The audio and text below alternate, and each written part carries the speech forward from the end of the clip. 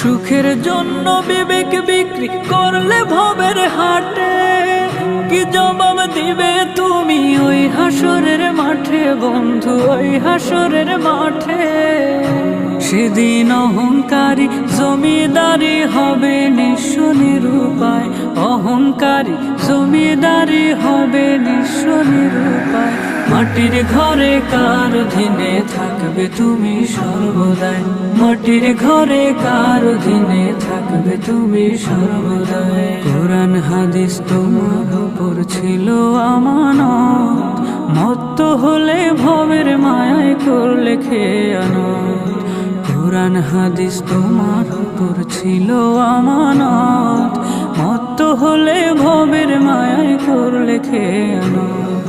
পড়লে ধোকায় অভিশাপে শত্রু হলো ভাই,